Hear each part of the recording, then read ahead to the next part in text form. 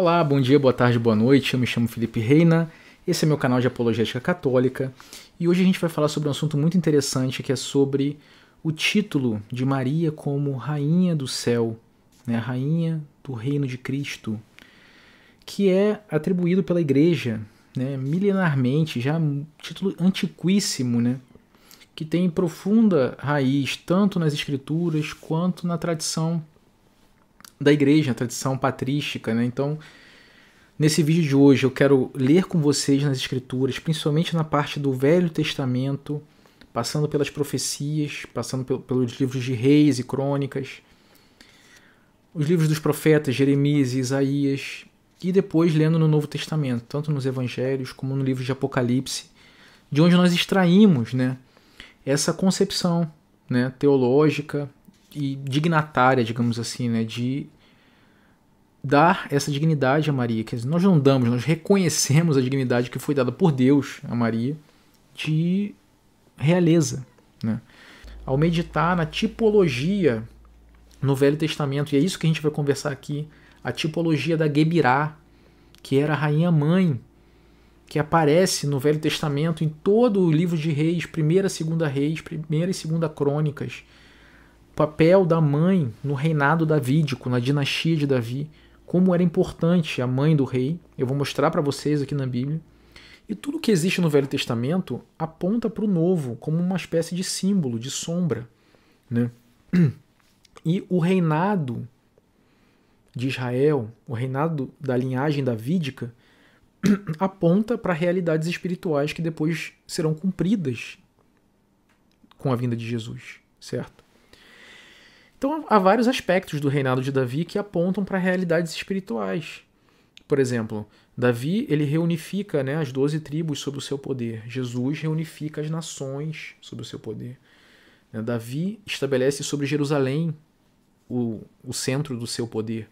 Jesus estabelece na Jerusalém celeste o seu poder. O filho de Davi, Salomão, edifica o templo. Jesus edifica o verdadeiro templo, que é o seu corpo. Como ele fala, destrua esse templo, em 3 dias eu o erguerei, se referindo ao seu próprio corpo, que é a igreja. Então veja como existem esses paralelos, né, essas relações simbólicas do Velho Testamento apontando para o Novo. E existe um outro símbolo muito importante que raras vezes as pessoas sublinham, que é a rainha-mãe. E é isso que eu queria conversar com vocês, e é tão interessante, né?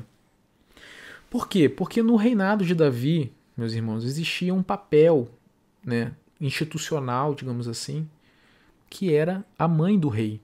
A mãe do rei, ela era a segunda na ordem hierárquica do reino, com mais poder. Ela se assentava à direita do rei. Ela tinha o papel de conselheira, ela tinha o papel de intercessora. Então ela intercedia junto ao rei em nome de outras pessoas. E ela tinha um papel importantíssimo no reino. E isso aparece ao longo do Velho Testamento todo. Só que às vezes a gente lê apressadamente e nem percebe essas nuances, né? Então eu queria mostrar para vocês que existe um termo, né, no Velho Testamento chamado Gebirá. Eu vou até botar aqui na tela para vocês verem. Gebirá, que em hebraico, né, que significa grande senhora, literalmente significa grande senhora, e que aparece várias vezes no Velho Testamento, se referindo justamente à mãe do rei. Então olha que interessante, né? Nós chamamos Maria de Nossa Senhora, e às vezes a gente não entende que esse termo é um termo que remete diretamente ao reino de Israel e ao reino davídico, né? Porque era assim que eles se referiam à mãe do rei. Era Nossa Senhora, era a grande senhora, Gebirá, né? E eu estou mostrando aqui para vocês no site Bible Hub, né? E ele vai listar aqui todas as vezes que aparece esse termo, exatamente esse termo Gebirá. Veja, ele diz aqui, significa, pode ser traduzido como rainha, senhora, né? Lady, tá vendo? Ou grande senhora, literalmente, né? E aqui mostra os versículos no qual aparece, né, esse termo, né? Gebirá. Ó, 2ª Reis, capítulo 10, 2ª Crônicas, capítulo 15, Jeremias 13, Jeremias 29, Isso o termo Gebirá especificamente, mas existem outras partes que aparece a mãe do rei, aparece outras referências, né, à mãe do rei. Então a gente vai começar a ver isso agora. Eu quero que vou botar na tela os textos para a gente ler junto. Começando pela própria instituição desse cargo, digamos assim, porque ele acontece no reinado de Salomão. Se você abrir em 1 Reis, capítulo 2, no versículo 19, veja só o que acontece. Betseba, que era mãe de Salomão, esposa de Davi, Salomão tinha acabado de assumir o poder e ela se apresenta diante do rei Salomão. Veja só o que acontece, vou botar na tela para a gente ler. Betseba foi, pois, à presença do rei Salomão para lhe falar de Adonias, e o rei se ergueu para ir ao seu encontro e se prostrou diante dela. Então veja que o rei, que era o seu filho, se prostrou diante da sua mãe. Depois sentou-se no trono e mandou colocar um assento para a mãe do rei, e ela sentou-se à sua direita. Então vamos parar aqui, meus irmãos. Então perceba, às vezes a gente lê a Bíblia, a gente lê rápido e a gente acha assim, tá, Salomão puxou uma cadeira para ela se assentar à sua direita, é isso que ele está dizendo? Não.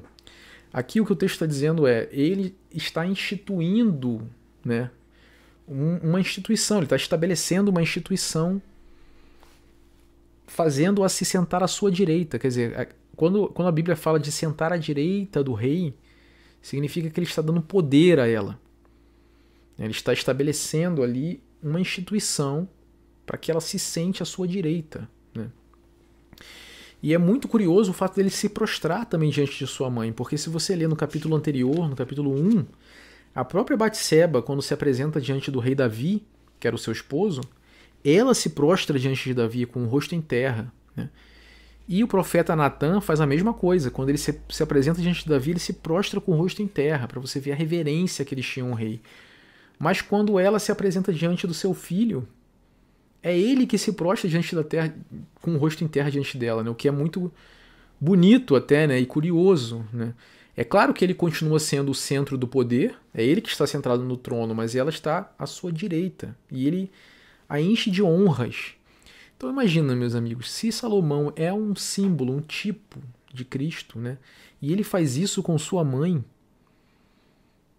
o que Jesus, né, que é o filho perfeito de Davi, né, não fará com a sua própria mãe, que é a mãe perfeita, né? A mãe de Salomão, né, Salomão nasceu fruto de um adultério, né? Veja. O que fará Jesus? Esse tipo de pensamento, esse tipo de percepção, de noção, de ler o Velho Testamento e conceber o Novo. Mas calma, se você está achando que é forçação de barra, a gente vai ler devagar, a gente está só começando. Se você acha que eu estou forçando a barra dizendo que Salomão estabeleceu ali uma instituição da mãe do rei à sua destra, você vai perceber que não é uma forçação de barra. Por quê? Porque todos os outros reis depois de Salomão, todos os seus descendentes depois dele, sempre apresentam a sua mãe junto do rei. E várias vezes apresentam a mãe como tomando atitudes de poder, atitudes de conselho e às vezes fazendo coisas erradas também, mas usando do seu poder no reino, né? E a mãe é coroada também, para você ver como tem essa posição de realeza. Então, eu vou começar a mostrar para vocês outros versículos que falam da mãe do rei, né? Começando do sucessor de Salomão, que é Reoboão. Então, se nós formos agora para 1 Reis, no capítulo 14, versículo 21, veja só o que diz, eu vou botar na tela. Roboão, filho de Salomão, tornou-se rei de Judá. Ou seja, Salomão morreu, seu filho assumiu o trono. Tinha 41 anos quando subiu ao trono e reinou 17 anos em Jerusalém, cidade que o Senhor escolhera em todas as tribos de Israel para nele colocar o seu nome. Ponto. O que vem em seguida? Sua mãe chamava-se Naama, a Amonita. Então, veja, toda vez que a Bíblia vai apresentar um novo rei, ele sempre apresenta a mãe. Por quê? Porque a mãe estava sempre assentada à direita do rei. Ela tinha um papel preponderante de poder no reinado, né? E por uma outra razão também que é importante a gente destacar aqui, meus irmãos, que é o seguinte: os reis na época de Davi, na dinastia de Davi, eles eram polígamos, eles tinham várias esposas, né? Então quem assumia o papel de rainha no reinado, na dinastia de Davi, não era uma das esposas do rei, era a mãe do rei. Porque assim você garantia que tinha apenas sempre uma mãe. Então o rei tinha várias esposas, mas a esposa cujo filho se tornaria o sucessor do rei é que se tornaria a rainha-mãe. Então era sempre a rainha-mãe que se sentava ao lado do seu filho. As esposas não tinham a mesma prerrogativa que a mãe. Entende? Então a dinastia de Davi, olha que interessante, né? É a mãe que é a rainha que se senta ao lado do rei. Isso é muito curioso, né, meus irmãos? E para vocês verem como isso é verdade, se nós continuarmos, só para reforçar um pouco mais, fomos agora para 1 Reis, capítulo 15, no versículo, a partir do primeiro, diz assim: no 18º ano do rei Jeroboão, filho de Nabá, Abiã tornou-se rei de Judá e reinou 3 anos em Jerusalém. Sua mãe chamava-se Maaca, filha de Absalão. Então veja, mais uma vez apresentou o novo rei, apresentou a sua mãe. Ou seja, qual das esposas do rei é a mãe, se tornará a rainha-mãe? Nesse caso foi Maaca. Agora olha que interessante, no próximo rei, se você continuar no capítulo 15, versículo 9, veja o que aconteceu. No 20º ano de Jeroboão, rei de Israel, Asa tornou-se rei de Judá e reinou 41 anos em Jerusalém. Sua avó chamava-se Maaca, filha de Absalão. Então a avó dele continuava, como ela ainda estava viva, ela continuou como rainha-mãe. Só que veja o que acontece. Asa fez o que é reto aos olhos do Senhor, como Davi seu pai. Expulsou da terra todos os prostitutos sagrados e aboliu todos os ídolos que seus pais haviam feito.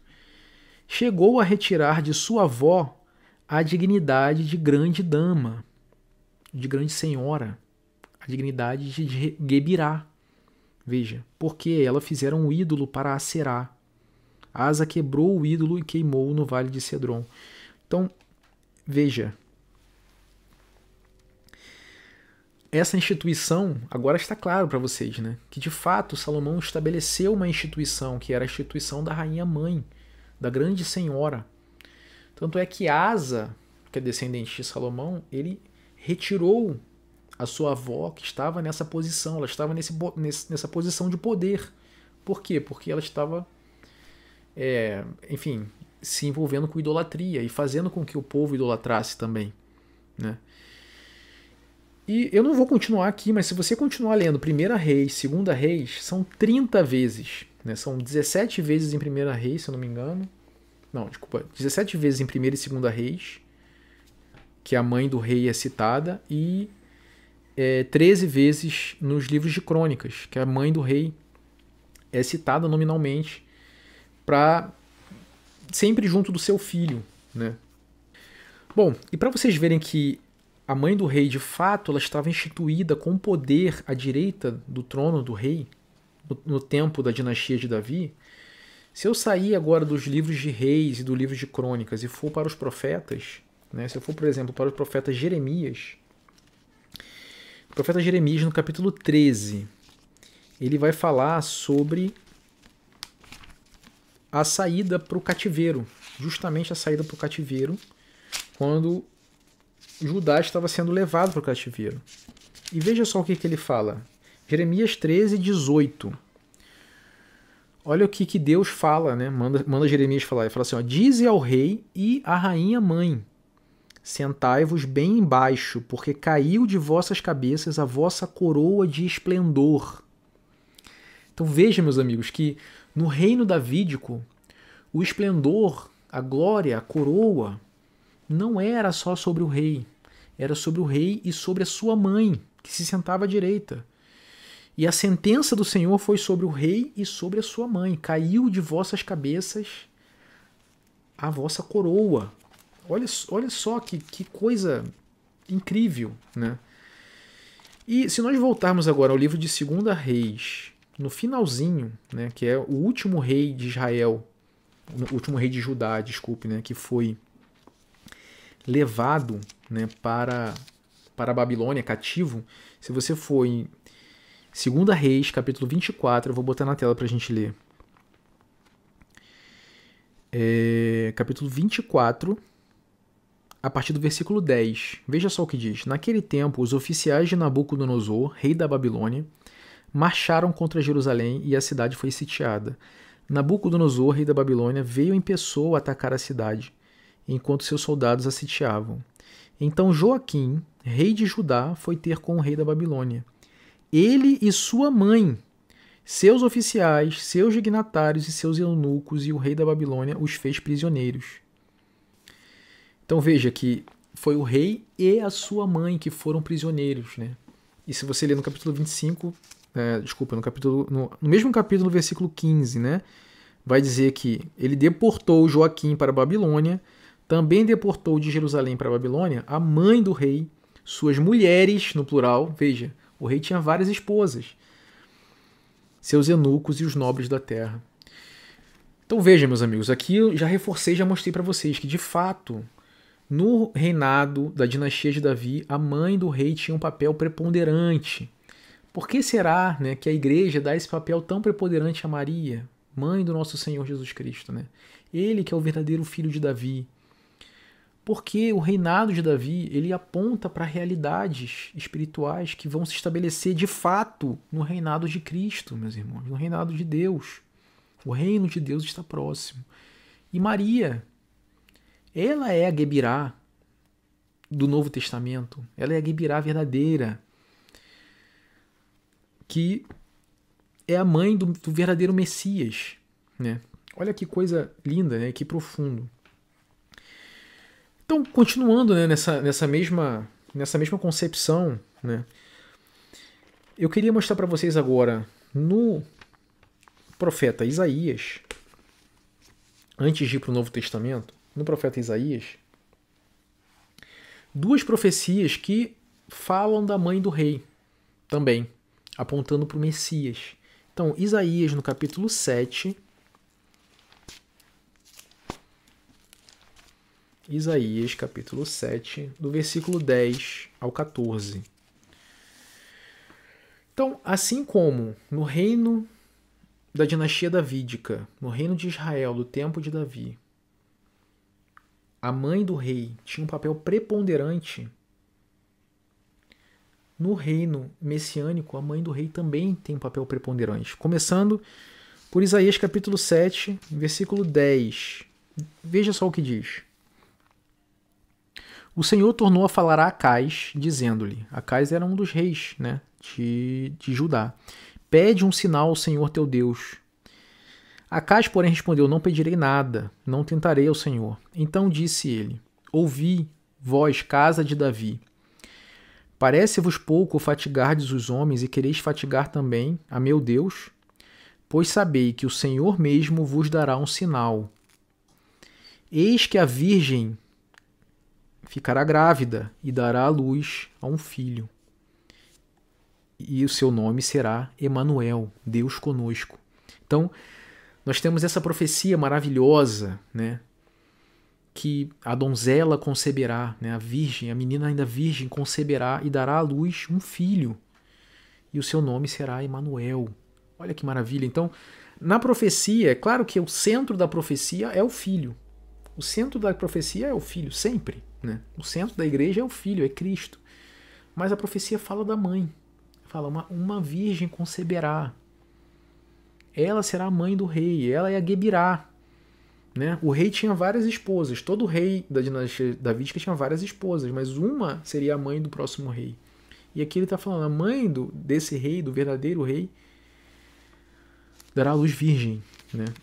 Se você for agora para Isaías, capítulo 9, virando duas pagininhas aqui, a partir do versículo 5, você lê aquela passagem tão bonita também que fala assim, porque um menino nos nasceu, um filho nos foi dado, ele recebeu o poder sobre os seus ombros e lhe foi dado este nome, Conselheiro Maravilhoso, Deus Forte, Pai para sempre, Príncipe da Paz, para que se multiplique o poder, assegurando o estabelecimento de uma paz sem fim sobre o trono de Davi e sobre o seu reino, firmando-o, consolidando-o sobre o direito e sobre a justiça. Ou seja, a Virgem conceberá. 2 capítulos depois fala, um menino, né, um filho nos foi dado, e esse filho, que vai ser maravilhoso, conselheiro, Deus forte, ele consolidará o trono de Davi. Essa menina, essa virgem, né, é a rainha-mãe. Ela é a rainha-mãe, meus amigos. Olha que coisa maravilhosa, né? Bom, meus amigos, agora que nós já fizemos uma passagem pelo Velho Testamento, vendo várias passagens, eu poderia mostrar muitas outras que apontam para a rainha, mãe, né, com esse papel preponderante, tanto do ponto de vista negativo, porque muitas vezes elas usavam esse poder para degenerar, né, a adoração a Deus, para fazer coisas erradas, mas mostrando como ela tinha esse papel de conselheira, como ela tinha esse papel de intercessora, também junto ao rei. Agora que eu já fiz essa passagem, eu queria ir para o Novo Testamento, para a gente agora ler novamente a Anunciação, agora com isso fresco na cabeça, né? Veja que o anjo Gabriel, a primeira coisa que ele fala, né, que o seu filho, né, o filho dela, o Senhor Deus lhe dará o trono de Davi, né, o seu pai, e ele reinará na casa de Jacó para sempre. Maria, né, como uma judia fiel, né, conhecedora das Escrituras e das esperanças do seu povo, né, certamente reconheceu na hora que isso significava que ela também tinha um lugar, né, de absoluta dignidade, né, nessa promessa de Deus, né, porque ela seria a mãe do rei, né, e sendo mãe do rei seria rainha também. E ela diz isso para quem lê com atenção. A própria Nossa Senhora fala isso. Veja só. Se nós formos, por exemplo, no Magnificar, o Cântico de Maria, né, aquele cântico tão conhecido, né, de todo católico, né, veja só o que Nossa Senhora fala, né? Lucas capítulo 1, a partir do versículo 46. Né? Então Maria disse, né, cheia do Espírito Santo, né, a minha alma engrandece o Senhor, o meu espírito exulta em Deus, meu Salvador, porque olhou para a humildade da sua serva. Sim, doravante as gerações todas me chamarão de bem-aventurada, pois o Todo-Poderoso fez grandes coisas em meu favor, seu nome é santo, e sua misericórdia perdura de geração em geração para aqueles que o temem. Agiu com a força de seu braço, dispersou os homens de coração orgulhoso, depôs os poderosos de seus tronos e exaltou aos humildes. Então eu queria parar aqui. Veja o que Nossa Senhora está dizendo. Primeiro ela começa falando assim, ó, o Senhor olhou para a humildade da sua serva, ou seja, ela se colocou como humilde. E em seguida ele fala que Deus destronou os poderosos, tirou os poderosos de seus tronos e exaltou os humildes. Que a inclui, obviamente, né? Ela acabou de dizer que Deus olhou para a humildade da sua serva, exaltou os humildes à estatura do trono que foi retirado dos poderosos. Ou seja, a própria Nossa Senhora ela está reconhecendo, ela sabe, né, que o simples fato, né, o fato dela ser a mãe do Messias, a mãe do filho de Davi, faz dela a Guebirá, meus irmãos. Mesmo que ela não compreendesse, né, as profundidades, né, espirituais dessa realidade, ela sabia que isso tinha implicações grandiosas em sua vida, né? E mesmo não só Maria reconhece isso, mas também Santa Isabel, sua prima. Porque agora, tendo lido todas essas questões sobre a rainha mãe no Velho Testamento, vamos ver o que fala Santa Isabel quando Maria chega na sua casa, né? Veja só o que a Bíblia diz. Lucas, capítulo 1, a partir do versículo 41. Vou botar na tela. Ora, quando Isabel ouviu a saudação de Maria, a criança lhe estremeceu no ventre e Isabel ficou repleta do Espírito Santo. Então, ouviu a voz de Maria e ficou repleta do Espírito Santo. Então, tudo que ela falar agora, ela está falando guiada pelo Espírito Santo, certo? Veja o que Isabel fala. Com um grande grito exclamou: bendita és tu entre as mulheres e bendito o fruto do teu ventre. Donde me vem que a mãe do meu Senhor me visite? Pois quando a tua saudação chegou aos meus ouvidos, a criança estremeceu de alegria em meu ventre. Feliz aquela que creu, pois o que lhe foi dito da parte do Senhor será cumprido. Olha que coisa maravilhosa, meus irmãos. Mas atenta só para o que ela diz, né? Então Santa Isabel fala assim, ó, de onde me vem que a mãe do meu Senhor me visite? É claro que mãe do meu Senhor, esse Senhor aqui em grego é Kyrios, que é a mesma palavra usada para se referir a Deus no Velho Testamento da Septuaginta, que era usada pelos apóstolos quando escreveram pelo evangelista Lucas também. Então, Kyrios era usado para se referir a Deus, então tem algo aqui que já aponta para a maternidade divina de Maria, ou seja, Jesus é Deus. Mas, por outro lado, Kyrios também era usado para o rei. Então, Davi é chamado de Kyrios, né? Salomão é chamado de Kyrios. Então, ela está dizendo, de onde me vem? Quem sou eu para ter a dignidade de receber na minha casa a mãe do meu Senhor? Ou seja, a Gebirá, a grande senhora, a rainha, meus irmãos. Santa Isabel está chamando Nossa Senhora de rainha, é óbvio. Isso era para ser uma coisa clara para todo cristão que lê, que se debruça sobre as Escrituras, né? E então, quando os católicos chamam Nossa Senhora de rainha do céu, é porque Cristo é o rei dos céus e sua mãe, o que é, né? Mas se você ainda não está convencido, vamos terminar de convencer agora, indo para Apocalipse, capítulo 12, né? Para terminar, né, esse meu vídeo, né, que já está ficando um pouquinho longo, eu queria ir para Apocalipse, capítulo 12.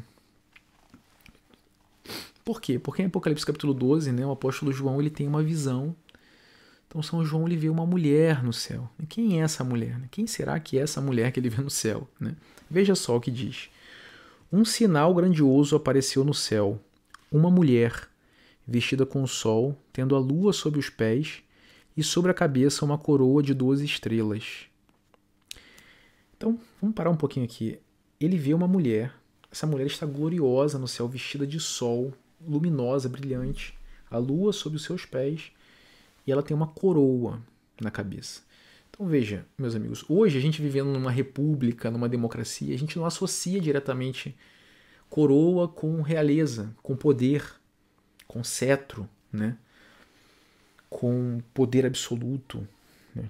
Mas naquele tempo, né, veja que eles viviam, os autores, os apóstolos viviam sob o domínio de um império, né, um império que tinha um poder monárquico absoluto, né? E quase toda a humanidade viveu sob regimes monárquicos, né? Então, quando você lê que alguém tem uma coroa na cabeça, isso significa que esse alguém tem poder real. Entende? Então essa mulher não é uma mulher qualquer, ela tem uma coroa. E essa coroa tem 12 estrelas. Esse número 12, obviamente simbolizando as 12 tribos de Israel. E também pode apontar para os 12 apóstolos, né, como o simbolismo também de todas as nações. Mas sobretudo as 12 tribos de Israel. Então, quer dizer, é uma rainha rainha de Israel, das tribos de Israel. Mas não da Israel terrena, da Israel celeste. Quem é essa mulher, né? Quem é essa mulher? Se nós abrirmos de novo uma passagem que nós já lemos antes, Isaías capítulo 7. Eu vou colocar Isaías capítulo 7. Isaías capítulo 7, a partir do versículo 14. Veja só o que diz. Pois sabei que o Senhor mesmo vos dará um sinal. Eis que a virgem ou a jovem está grávida e dará à luz a um filho. Agora vamos voltar para Apocalipse 12 e ler. A partir do versículo 1. Um sinal grandioso apareceu no céu. Uma mulher. A partir do versículo 2. Estava grávida e gritava entre as dores de parto, atormentada para dar à luz. Então veja o paralelo que existe entre Isaías 7, versículo 14. Deus dará um sinal. Uma virgem dará à luz. Está grávida e dará à luz um filho. Apocalipse 12. Um sinal apareceu no céu. De novo a palavra sinal. Uma mulher está grávida e gritava entre as dores de partos, atormentadas para dar à luz. Quem será que é essa mulher, né? A mulher que deu à luz ao Messias? Se nós formos para o versículo 5 agora, do capítulo 12 de Apocalipse, veja o que diz. Ela deu à luz um filho, um varão, que regerá todas as nações com cetro de ferro. O seu filho, porém, foi arrebatado para junto de Deus e de seu trono. Veja, trono, o trono de Deus. E a mulher fugiu para o deserto, onde Deus lhe havia preparado um lugar para que fosse alimentada, e aí segue. Então, o filho dessa mulher, obviamente, é Cristo, né? Ele é aquele que regerá com o cetro de ferro, que foi arrebatado ao céu para se assentar junto ao trono de Deus. E se você tem dúvida que é Cristo, veja só que diz que ele regerá as nações com o cetro de ferro. Isso é uma referência, meus irmãos, direto ao Salmo 2. Eu vou abrir agora e botar na tela para vocês lerem junto comigo o Salmo 2. Primeiro, o Salmo 2 ele já começa dizendo assim: por que as nações se amontinam e os povos planejam em vão? Né? Os reis da terra se insurgem. Se você ler o capítulo 11 de Apocalipse, você vê que os reis da terra estão se insurgindo. Né? Agora, veja o que fala a partir do versículo 7 do Salmo 2. Vou botar na tela.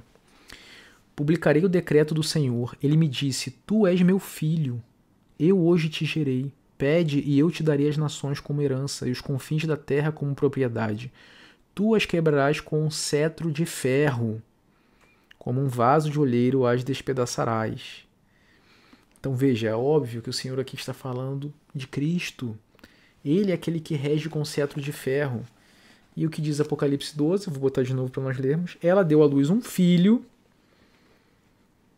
um varão que regerá todas as nações com cetro de ferro. Então, meus irmãos, é óbvio que aqui está se referindo a Jesus Cristo e a sua mãe. A sua mãe aparece no céu, coroada.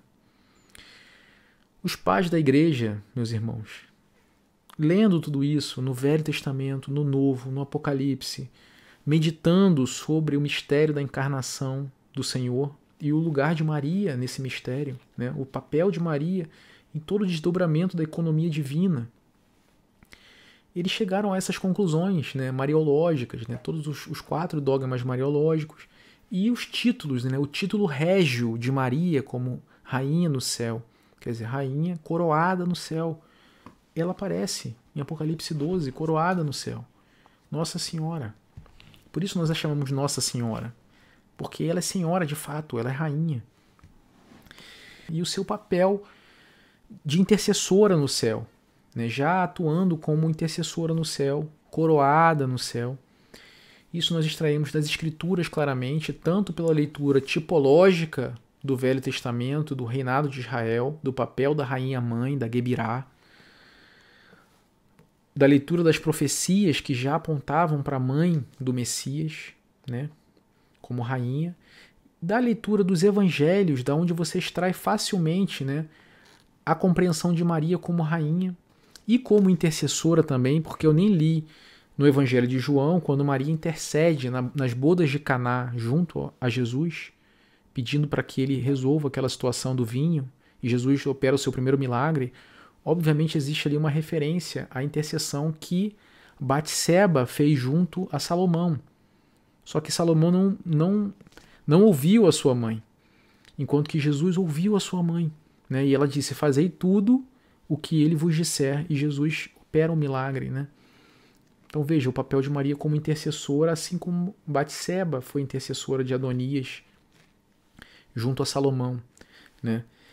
E esse papel continua de forma perfeita no céu, né? Porque as pessoas elas não perdem a sua dignidade só é acrescentada quando elas chegam à visão beatífica diante de Deus, meus irmãos. Então essa é a fé da igreja, né? Uma fé antiquíssima, com raízes sólidas nas Escrituras. Não tenham medo, meus irmãos, não tenham problemas com isso, né? E com raízes sólidas na tradição, né? da leitura dos próprios padres da igreja, né? A respeito da realeza, né? De Nossa Senhora.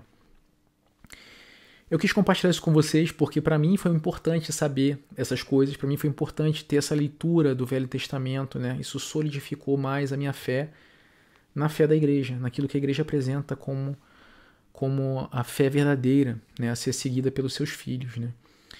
Meus irmãos, fiquem com Deus, né. Estou feliz de ter feito mais um vídeo aqui para vocês, né. Espero ser mais constante, né. Meu filho está próximo de chegar, meu primeiro filhinho, né, graças a Deus, e por isso também tenho tido alguma dificuldade de manter constância, né, na postagem dos meus vídeos, mas eu vou tentar ser mais constante daqui para frente. Peço que vocês se inscrevam nesse canal, façam comentários, né, o que vocês acharam.